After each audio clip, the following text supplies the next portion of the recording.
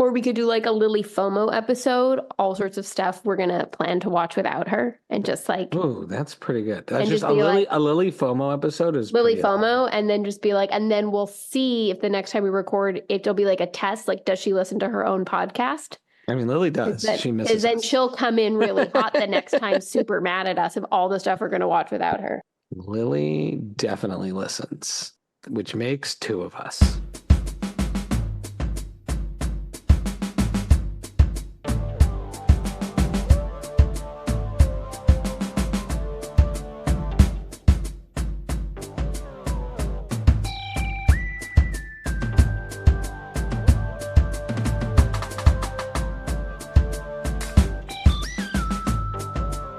Here we are, and welcome to a Lily FOMO edition of the Friday Night Movie Podcast because Lily's too busy for the show this week, Becky. Lily, yeah. She's I mean, she's only flown back and forth to the United States. She's running her martial arts championship. To be clear, just on Lily's travel, I just want to say that while, yes, she's flown back and forth to the US twice in like the last month. Twice in a four. I still feel like if you calculated all of her travel hours, we've done more on the Acela. We've done more on the train. Fair enough. But we don't have to change time zones. We don't have to change time zones. No, we don't have to change time zones. But it's a day trip for us, and it's like a minimum of like a. If she was just flying and not spending any time here, it would be 3 days. It's so much time that Lily insists on showering in the airport, which brushing my teeth at a urinal is the only thing that would make me feel more gross than showering in an airport. So I had this conversation with her as she was leaving New York to return home from her last trip. She was debating because her flight was in the evening, but we had to work all day, and she was really debating what to wear because she's like, I don't want to wear my travel clothes. I want to be in my work clothes, and then I don't want to get my travel clothes all dirty because I'm going to be in them for like 24 hours. And I was like, Lily, just take a shower at the airport and change. And you know what her reaction was? Oh my God, of course. I can shower in Newark Airport. You know, which is, I think, is what everybody thinks of themselves in the Newark Airport. Like, that just sounds like taking one of those like baths where you splash yourself with like the Penn Station water. You know how when we go to Penn Station, and I don't know about on your side, but whenever we go to the bathroom and don't touch anything. Don't touch anything. At 9 o'clock in the morning, every stall is full and the door is closed. Don't touch anything. No, to be fair, she's showering in very nice lounges, but that happen to be in the Newark Airport. No. The lounges, the lounges, this is not a Delta lounge we're talking about here. I don't know how to get access to a Delta lounge. I've never been able to do it. These are regular lounges she's in. There's a lot of, it's gross. Anyway, but Lily, she knows to wear flip-flop in the showers. Yeah. She knows to. Yeah. So we're going to dedicate this episode to Lily, our sister, by making her have a lot of FOMO. Yeah. And we'll talk about her, and we'll talk about all the things that she doesn't like, but it'll also kind of make her jealous because that's how you get her to do things, because she's afraid she's going to miss out. Yeah. I mean, you can get Lily to do, for a kid who doesn't like to leave home and has a lot of anxiety, you can peer pressure her to do quite a lot. She's almost unpeer pressurable, except by the two of us. Except the two of us when she feels like she has FOMO. I can't get over how many times she has traveled back to the States to hang out with us in the last couple of months just because of her FOMO. Yeah. Also because of her work with us on the movie. Like, we shouldn't discount. I like to think it's mostly for me, not that, she didn't want to miss the fun. Immovable work ethic she has. So let's talk about things that Lily hates first. Lily. Things we never get to talk about on this podcast. Yeah. There's a number of things. Like Lily, I feel like Lily isn't super committed to like sort of sci-fi and superheroes in general. Like, I feel like she just doesn't, she's over it. But I want to talk about, have you seen the trailer for Deadpool and Wolverine? You know what? Here's what happened. Yes, I did watch it. I watched it, but at the very end of the trailer, when they were like just kind of showing you extra jokes that are going to be in the movie, I stopped watching because I want to wait to enjoy the jokes for the first time in the movie. So I didn't watch this. There's like they show you the trailer and then they show you like a little some extra bits and bobs. I hope You those know what I jokes are in mean? the movie. I hate when trailers show me stuff that doesn't end up being in the No, movie. so that's why I didn't watch the whole trailer because I was like, oh, I just want to enjoy the funny moment in the movie instead of when it gets that moment in the movie, I'm like, oh, I knew that was coming. But I saw the trailer, but I have two main questions. Oh my gosh, I'm so happy we're doing this. I have two main questions. First, I have no idea what the plot is. Like based on this Ugh, trailer, it it doesn't make just any seems like sense to another me. multiverse. Yeah, it seemed like another multiverse. Like you saved your world, so now you have to help me save my world. I'm like, they're in two different I worlds? mean, Which but I like worlds? that. It seems very simple. All we really want is Hugh Jackman and Ryan No, Reynolds no, on no. the screen kicking butt together. Right. It didn't bother me. I didn't understand the plot, but I watched it being like, oh, I have no idea what this is about. The second is that ever since the Logan movie, now Wolverine can be R-rated. Like he can now be an R-rated character because now he curses and drops F-bombs and stuff in this. And that's like since Logan, he now got the pass to be an R-rated Marvel character, Yeah, right? yeah, yeah, yeah. Because Wolverine, I would say, of the characters, if you look at the source material, Wolverine, more so from a violence standpoint, has always been much edgier than the rest of the X-Men. No, no, no. So I understand that, but I just mean like otherwise the X-Men, wait, yeah, yeah, no, so you're right. He's been like all sort the of X-Men soft movies launched aren't into the R-rated. no, they're PG-13. Is right. He has been soft launched into a world of cursing and uber violence Right, right, because right. of So now Logan. it's like because Logan was R-rated and that was like the first one that was his first, that was like a transition, that's like a tonal shift and a rating shift for his character. And then now it's like, oh, he can be a Deadpool because we already established the fact that he And can like go darker and to grittier me and more violent.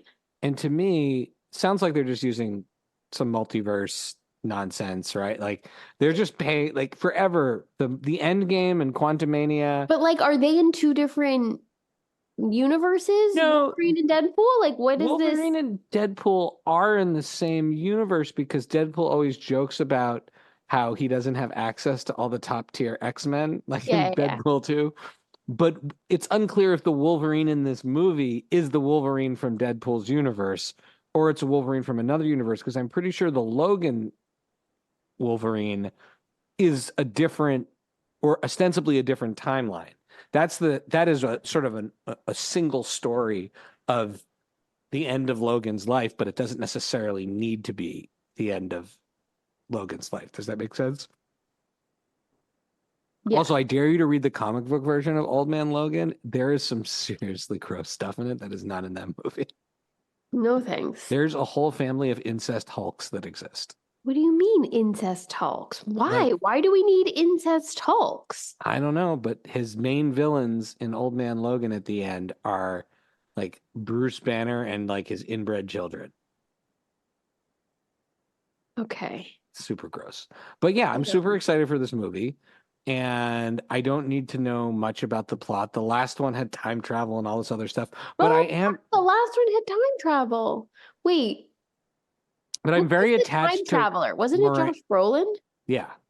But he also plays Thanos in the Marvel universe.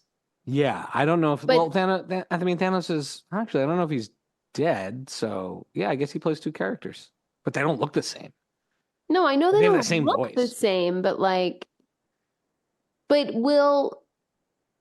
how much more crossover is there? There's no, even though they're both Marvel, there's no crossover. Aren't they eventually going to like cross over the Disney X-Men now, and the Avengers? Disney now owns it all. And they've had this kind of messy Marvel phase 4 with all the characters that sort of are not Captain America and Robert Downey Jr., right? Right. Because those two are out of it. So you've had like one Thor movie that I really liked, and then I'm the only person who loved Ant-Man Quantumania.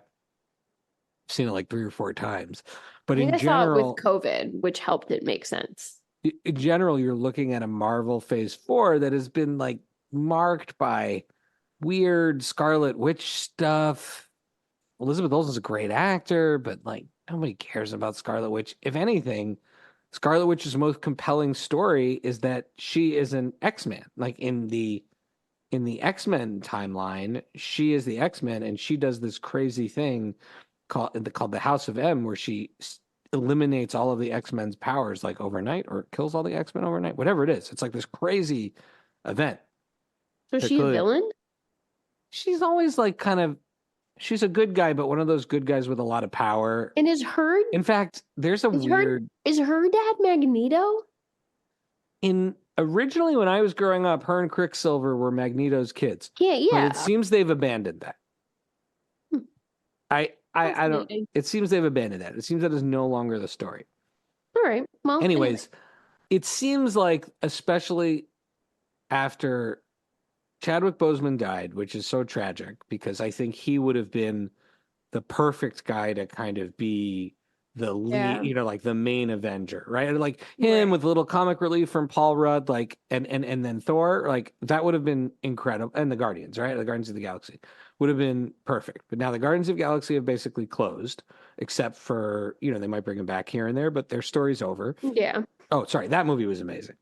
Yeah, that was really good. Guardians 3 was Then really you have then you have but so he passed away. Then you have Jonathan Majors, right? So you good. lost the main villain that was supposed to be for the next phase. There, it seems like they're just treading water for the X-Men. So Wolverine couldn't come fast enough. You Can't come know, I fast feel like enough. Lily's gonna be mad at us because as much as she doesn't like the comic book superhero Marvel stuff, she loves Ryan Reynolds. She has always been a fan. She never But stopped being a fan. do And you I know know what? she loves the Deadpool movies because she's such a Ryan Reynolds fan. Wait, You does know she what love the will Deadpool movies? also? Maybe I made that up. I don't know if she knows. I don't know if she likes them. I've seen one of them with her. Uh, But what she'll also give her FOMO is we talk about not how much mom loves Ryan Reynolds, but how much mom loves Hugh Jackman. Hugh Jackman. Mom loves Hugh Jackman. Mom is going to Australia next year on her like vacation. It's already been postponed multiple times. On her dream vacation, and I'm pretty sure she just sent the tour guide links to Hugh Jackman movies and said, "Make it be like these Hugh Jackman movies." Yeah, pretty sure. Mm-hmm. Yeah, that's the instructions that for the tour are to They're like, "The Greatest Showman takes place in like the a United States." She's like, "I don't care. I want to see The she's Greatest like, Show. I'm pretty sure we can find something in Take me to Australia. the farm in that movie with Nicole Kidman." No, I think they're literally doing that. Am I doing that with them? Ugh, I don't want to think about it. I don't know where I'm going. That's like one of Well, those things you just close your eyes and take a leap, you know? so what else would Lily? What else would Lily have FOMO about if we talked about? Lily would have FOMO if you finally finished True Detective season 4, right? Yeah, I didn't, you know what? Lily will be I'm gonna be so honest. annoyed if we I talk did about it not with her not being I on the did show. not listen to your episode about it, but hot take, perhaps. I don't know how other people felt. I felt the ending was like wasn't really moved by the ending. I was like, oh, okay. So the ghost talked to the group of ladies and then I don't know. I just was See, like not I was I not think into the ending. and this is where I think understanding things is overrated. I didn't catch I didn't buy at any point that any of the supernatural stuff was real and supernatural. But it Like had I to have just been assumed it was because all her just ghost told those ladies to go kill all the people in the research I mean, station. maybe. Otherwise, why would they know to kill all those people in the research station? That makes no sense. They would literally only know if the ghost told them. And I'm fine with the ghost talking to people. And I like the ending of the two detectives and like we assume, you know, and like there's like that final shot and ambiguity. Is she alive? Is she dead? Whatever. Like I love that. I love that part of it. But like the reveal of how these guys died was just like, okay. It was like not, I don't know, I didn't find it that My scary prediction or that it was Mother compelling. Nature on many levels was correct. That's all Yeah, I it can was say. basically like that's more interesting. I would think I would have preferred if it was really supernatural and like it went crazy and like a ghost controlled them and like I think that would have been better Oh, for me I too. wanted hard science at the end of this. It's called Um, True Detective. no, but then I got like a real answer and I was just very like underwhelmed by it. So, but other things, oh, Lily would be very annoyed if I was talking about this on the podcast. All these women in my life have asked me to watch this show called One Day. Have you heard of this, Shy? One Day. Does this have Glenn Powell in it? I just assume No. anything like that with that title has No, Glenn Powell it's on it. it's you Oh, is this the know, Before Sunrise one where it's yeah, like it it's takes like place a once a day? year you like check in with this with these two friends. I want to shout out to Katie Jones. I'm pretty sure, that Katie Jones's method for watching all TV shows Yeah. is 1375. She Mm-hmm. doesn't watch the even number episodes of shows. Yeah. So I'm pretty sure she watched One Day but has missed whole days.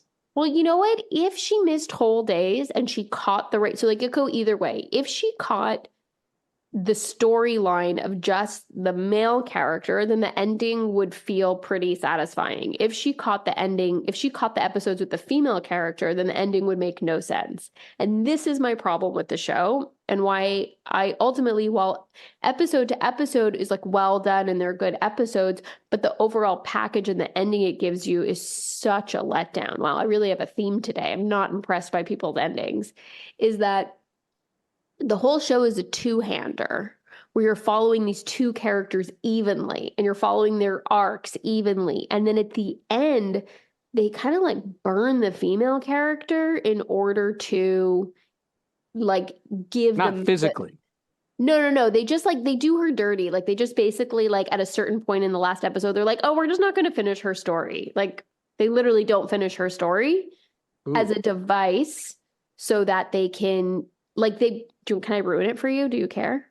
I do not care. I'm good. I'm going to ruin this for anyone who's not listening. So in like the very last episode, for absolutely no reason, with like no breadcrumbs or anything whatsoever, they literally just kill her off. But like dead? Yeah, like dead. Like they just kill her in partway through the last episode so that you can see how the guy in the relationship is able to be a good person without her. And you're like, well, that's weird because you just spent like whatever, like 12, 13 episodes developing her storyline. And then instead of giving her a satisfying ending, you kill her off so that you can give him a better ending. Like it was so, I did not like it. I was like, I wasn't even sad. Like everybody's like, but you'll sob and you'll cry. I was watching it going, I'm not sad. This makes no sense. This is just like weird tragedy for tragedy's sake. And I was like, I felt completely unaffected by her death because it literally made no sense. You go from like one scene and you're dealing with stuff with the characters and then she's dead. And you're like, what? So Huh. I didn't like it. They just like kill her. They're like, oh, we're just going to have her get hit by a car and she'll die and we just won't finish her story. But we'll finish his story. He's more important. I just thought it was like very weird and uneven, the So ending. not even like a what's her name from Mean Girls epilogue where No, she's like now on the field hockey no, team. no, no. They just are like, and then like the whole last episode is like the guy being really, really sad. And then like, look, he can be happy without her. And you're like, well, that's shitty. She's happy alone at the end? So then he's just like alone, but like happy with him. But he can like be a good person without her, I guess is the lesson. You're like, well, what about her? Can she be a good person without him? Because she's pretty Right, shitty the because whole show right, too. because it's not like it's a true story. They don't have It's to kill not a her. true story. They don't have to kill her. And like they're both like shitty in different ways for the entire development of their characters. Like they're different things. They're shitty in very different ways. He's shitty because he's like selfish and obnoxious and self-centered and stuff. And she's shitty because she's like insecure and really, really mean. And then like they finally become a couple and then they're great together and they're great to each other and they grow as people. But then they Okay. kill her off in order to prove that even without her, he can still be a good person. He doesn't continue to be shitty. And you're like, well, you could have just done it the other way too. You could have killed him off and shown that she can be a good person without him. So there's a couple of movies that are out. I'd love to talk Yeah. about this. The movies that are out. That one I really want you to with your husband watch Sasquatch Sunset. No, I'm You not. have to with your No, husband, no. please. Please.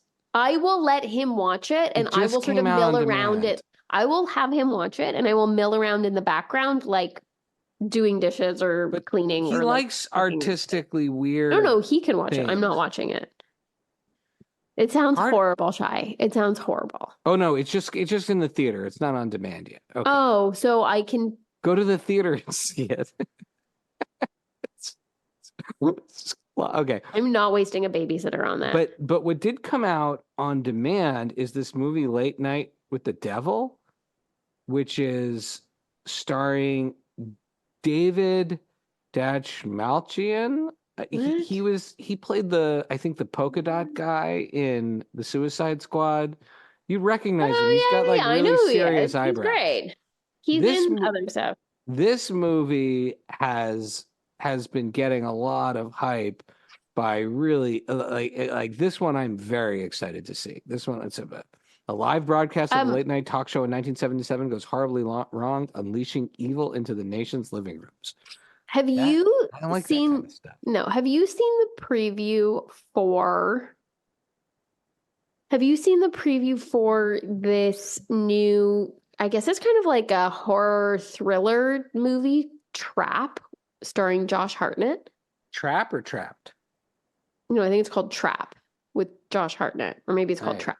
I have not. I But thought I don't think I Josh didn't Hartnett's in two realize movies called Trap or Trapped. Like whatever, you know what I'm talking about. I didn't trap. I didn't know Josh Hartnett was making a full comeback. Do you think He's obviously making a full comeback because Do you he's think he's cheapening starring his Oppenheimer appearance? We got he, Oppenheimer. We got what was no, the other one I saw him in? he's Argo? Was it leveraging Argo? that No, Oppenheimer appearance. no, Ruse de Guerre, as I saw him in. Ruse together. So he's in this preview, and I have to tell you, it's a really good.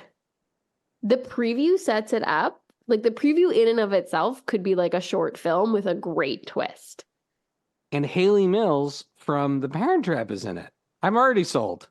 On Entrapped? Yeah. Trap, whatever it's called. Oh, I and it's an M. watch Night the Shyamalan. preview. Yeah, yeah. And I tell you, the preview is like it could be a standalone thing, its own little. I don't want to watch the preview. I just want to see it now. Don't watch the preview because I actually was very impressed with the preview and I was like, ooh, this is terrifying. I want to see it. Like Shyamalan's been getting some mojo back in recent years. I know, like, not every movie is going to be perfect, especially when you've made as many as this guy has made. But Split was cool, and yeah, Split was Glass cool, but was that's from a all while right. ago, no? Yeah, but that's 2016. I mean, it's not like that easy to make a lot All of. right. All right. And sorry, go ahead. No. What else would bother Lily that we talk about? I mean, we could just talk more about Lily. Yeah, I love talking about Lily. What do we just saw her. We had a lot of fun hanging out with her. We watched a lot of SNL clips together. That was pretty fun. That was really Lily's, it's funny to see over time how Lily's English has dissipated Oh from gosh. speaking Spanish all the time. She makes up words all the time. That's She pretty makes great. up words. She says weird things in like a weird translation. I mean, I'm always excited because for the summer because I've been spending this will be the third summer in a row, kind of the fourth summer total where I go and I spend it with Lily's family in the Canary Islands.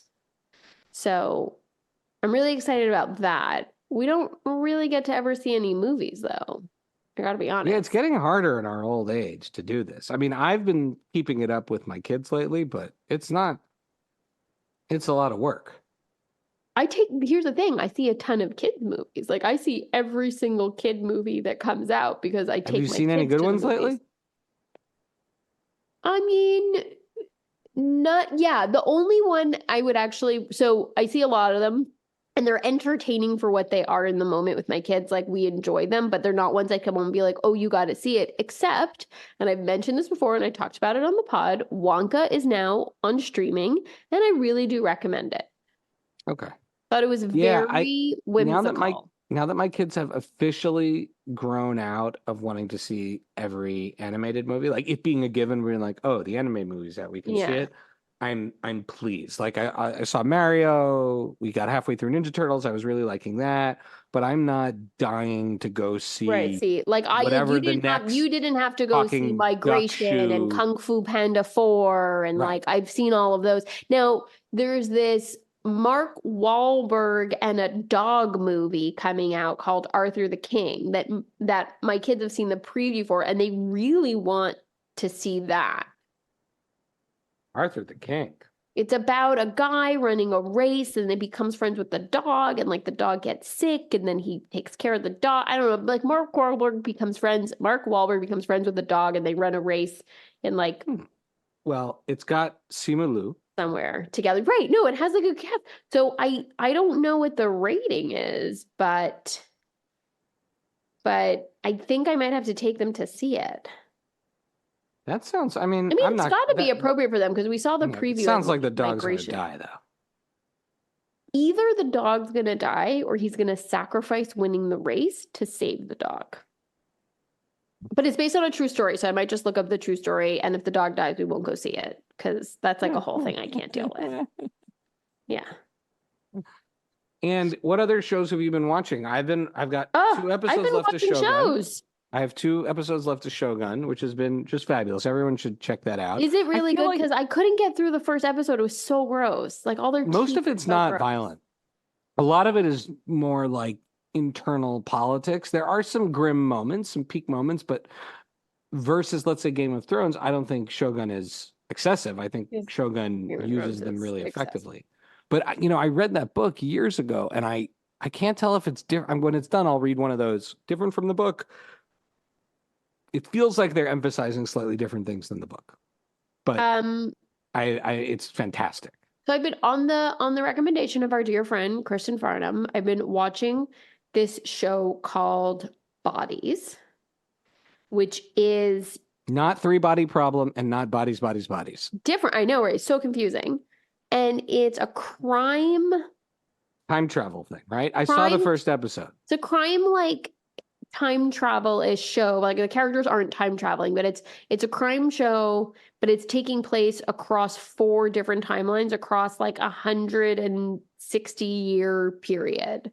It's like you're following it in 1890, 1940, 2023, and 2053, or something like Is whatever. it Jack the Ripper?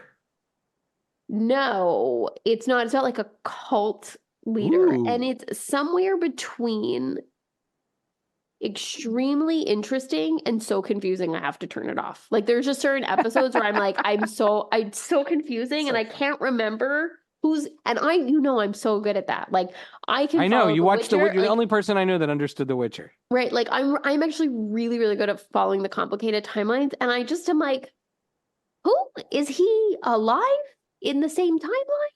Or is he time traveling? Or is it a relative? Like I don't understand. And I get really frustrated and I turn it off. And then like 2 days later, I'm like, okay, I'm just going to finish that episode. I get to the end of the episode. I'm like, oh, that was really good. And I start a new one. And then 15 minutes in, I'm like, no, I have to turn it off. I'm too annoyed. I don't understand what's happening. So I have a love-hate relationship with Bodies. But I think for certain people, it's like, I know mom and dad loved it. And I do like it. But I would only recommend it to like people who are into like crime, drama, old-timey London, and time travel. Like Definitely, very specifically. Jack the Ripper did it. So it's Jack the Ripper. We've been watching, so, what do they say? A door closes, a window opens. R.I.P. We just heard So Help Me Todd got canceled. I know. I heard you're my so kids sad. for the amount of times my kids have watched and rewatched that show, I feel like that show could have kept going. They have watched those episodes so many times over and over and over again. I really hope it ends on a good note. So at least the 2 seasons that they did of the show are really well kind of wrapped up. But I would love a sort of Columbo style movie of the week once a year or something like that with that. Because I love Skylar Astin in this and with Oscar winner Marcia Gay Harden. Like they're hilarious together. And it's definitely a throwback. It's just like a throwback. The mom and the son solving mysteries together. It's not complicated. So like your dream job, like if you could just hang out with mom all day and solve mysteries, that's what you'd want to do. Yeah. And yeah, it's because it's like a Veronica Mars situation. Exactly. Solving mysteries with your parent. And it's fun, and it's a show I could watch with my older kids. Like you can watch it with little kids because there's always a murder or something like that. But it's such a fun show for the family to watch as the kids are being more sophisticated because we talk about the mysteries, they love the characters. And then, but right around the same time, or right around the same this season, they premiered a show called Elsbeth, which is like the third spin-off of The Good Wife.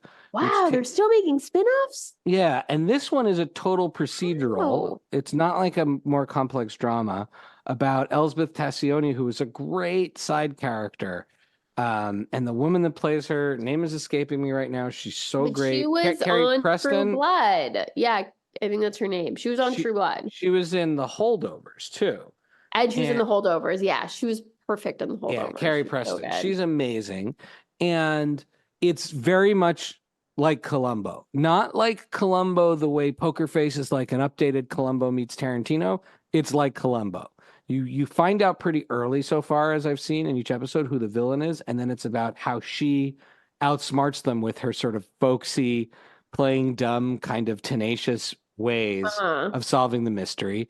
And that is definitely scratching the So Help Me Todd itch, because again, this is a mystery show I can watch with the kids, 10 and older, right? And it's just an amazing break from the previous era. The other thing that like my a kids, good background show while I'm like doing dishes or or when if you're hanging out with my kids, it's fun to watch. It's definitely a show we would have watched. I was hanging out with your kids the other day and we watched like a few episodes of Brooklyn Nine-Nine, and like I watched that show when it was first on, but I only seen each episode once, so I don't really remember any of them, and it was so much fun to rewatch. Now my kids watch it 24 hours a day to the point where they've done this to me with many shows where I can't look at it, but it's such a great. I was the earliest adopter. I remember when they Nine-Nine. did that with Parks and Rec. Do you remember when Brooklyn Nine-Nine came on and I was the first adopter of that show? You were the first. I was like, I am all in Andy Samberg in a show, Police Academy vibes. Yeah. I love that show. It was the algorithm. It was your algorithm, yeah. And it holds up, and it's totally a Parks and Rec type of show because it has that sweetness about it. Yeah. Like there's no one.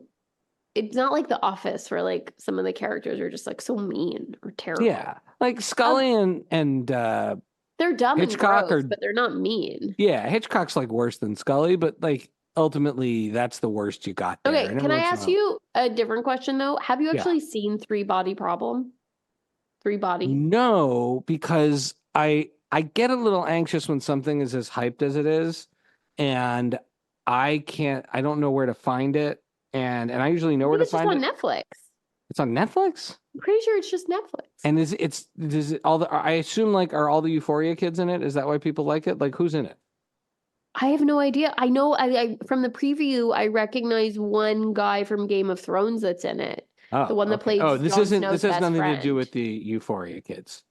I know it's from the guys that made Game of Thrones. So a fateful decision made in 1960s China reverberates to the present, where a group of scientists partner with a detective to confront an existential planetary threat. That's what this is about? Yeah. That's like not what I expected. I thought it was it's from the Game of Thrones guys. That's what I just said. Yeah, I honestly, I really didn't know what this movie is. I thought this was like some sort of mystery with the kids from Euphoria in it. No, that's because you're thinking bodies. Put 3 body problem. It probably was called Bodies. And then someone was like, there's already something with that name. And they're like, we'll just call it 3 Bodies. Well, it's got is that Davos of whatever from? Yeah, it's got a bunch of the guys from Game of Thrones. Oh, I love that. Obviously, it's like the people that they liked working with the most got cast in it. You know what I mean? That's awesome. It's like in the 4th Matrix, how there's just like random Sense8 people in it because they're like, these are the people we like the most from Sense8.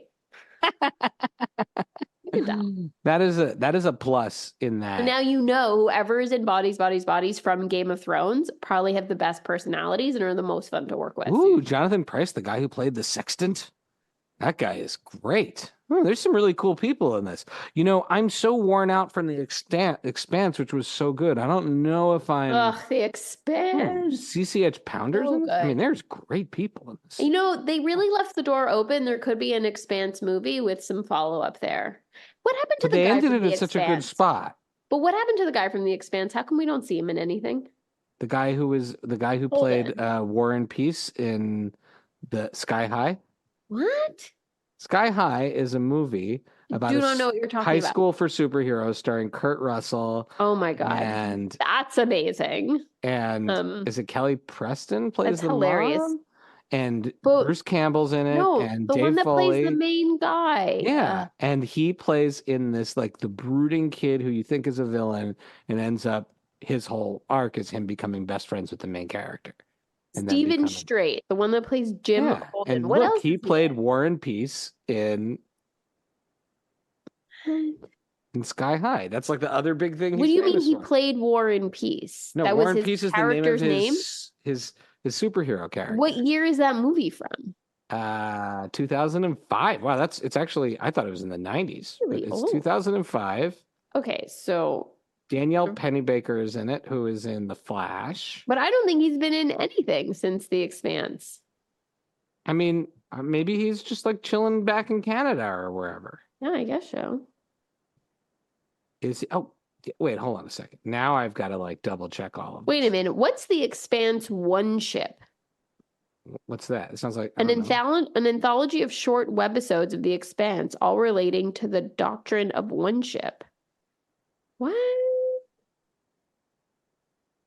Yeah, there you go. War and Peace. He played War and Peace. Here, you got to see this picture of him when he was young. Which piece? Which picture? He's like your kind of stud. But how old is I feel I don't know what his age is. His age is very really young in The Expanse, but maybe just because I'm now old enough that it's hard to tell how old people are anymore.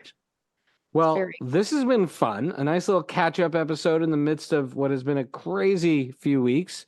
Wishing people a happy Pesach. It has. And we didn't even talk about Passover. Jeez. Let's talk about that with Lily next week. Let's review Passover. We're not gonna do FOMO. That's gonna be that mean. We won't leave her out of the Passover. Yeah. Plus, I want to hear about her crazy Passover because Lily has now. She looked like she had so much fun. Lily's living this like wild world with like all these Jews that have appeared where she lives now after years of not it's so cute. knowing any. And I feel like it's more. I mean, ours was fun. I mean, me bringing the dog to Passover is a good cliffhanger. Whoa. I think that is not an accurate statement. You did not bring the dog to Passover. Your brother-in-law chauffeured your dog to and from Passover. Right. But I, against everybody's wishes, brought him to the Seder with 31 people and another dog that I was told would hate my dog and try to bite him. And all of those things came true. And I had to like hold Rocket on a leash throughout the entire Seder. And I just want to say that Uncle Mario was right. Mindy was right. I should not have brought Rocket that's an I told you show for you. However, he was very sweet and cute. Rocket was, let's be honest, Rocket wasn't the problem. He was not the issue. Okay. We'll just leave it at that. But I am actually really happy you brought Rocket because I have a new appreciation for how snuggly he is. He was so well behaved with me and in the apartment, and he was so snuggly. He curled up into the tiniest little donut and just slept at my feet all night. And I just I got a lot of good puppy He's very snuggly at this phase. And then driving him home from Philly, he sat on my lap in the car for 3 hours. Very nice. Yeah. He was very sweet. So yeah, I'm feeling pretty good about that. Right. Had some good dog therapy. All right. This is a fun catch up. Have a great week. Thank you everybody for listening. Should we plant one little Easter egg for Lily just to see if she listens? What could we possibly say that I don't know. I just wanted something that'll get her riled up. I mean, just, you know what? Tell Lily that if I had a sound effect, I would put a fart sound effect in this episode just for her. We'll see if she. All right. You have to fix your soundboard. Put in some effects. All right. Love you. Love you. Bye. Bye.